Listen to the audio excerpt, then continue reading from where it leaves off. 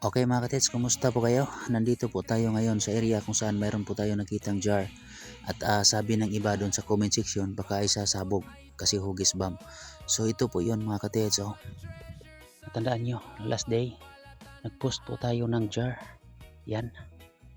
Tandaan siguro ninyo yan. So ngayon, linapitan natin kasi balak naming tirahin ito ngayon mga katits. Yan po yung jar.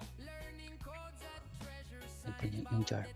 Tapos sa harap niya mayroong triangle na bato mga katits, and then sa likod ng triangle na bato mayroong malaking bato na white po yan, kaso may lumot kaya hindi siya makita na white rock po yan mga katits.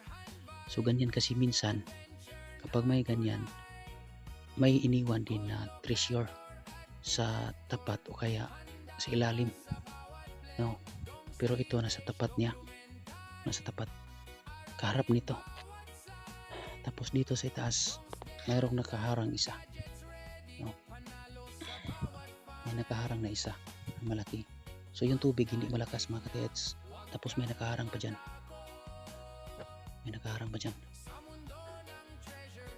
yung isa malaki, isang waterfalls, at may waterfalls din doon.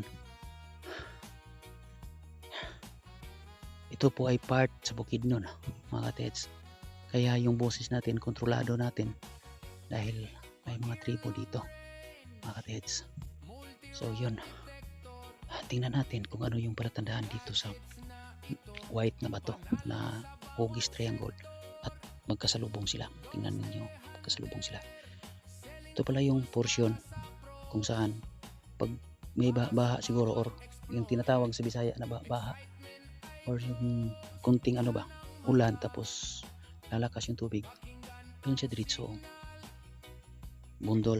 So hindi siya talaga maaanod kasi may isa dito na separate ways ng tubig. So nandyan siya sa gitna, letter Y yung tinatawag sa amin na busay. Naka letter Y siya at nandito sa baba yung yung jar dito sa baba. May nagbiak pa ng buko dyan mga katits, so di talaga nila alam yan. Okay, ito nga, may mga sign nga may mukha klarong klaro yung mukha mga katits. Dito nakatingin sa harap talaga, nakaharap siya dito yan, nakaharap yan dito. So medyo puzzle nga lang yung sign of water. 1, 2, 3, 4. Yan, may sign mga katits.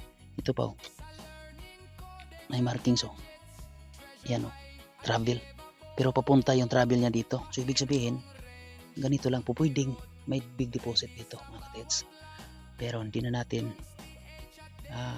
habulin yung big deposit. Ito na lang yung jar mga katits. Yan ang trabahoin natin. Tapos dito mayroong distance binigay.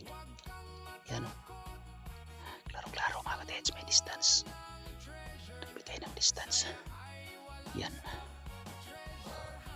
Saka may baging na mga katits pang sa luna sa kagat ng ahas. Okay, so yun lang, hanggang dito na lang yung pagdokumento natin sa naunang video na pinakita natin na may jar. Diyan tayo ng video noon sa taas. So hanggang dito na lang po. Maraming salamat mga katits. God is good all the time. Bye bye and God bless. Follow and share.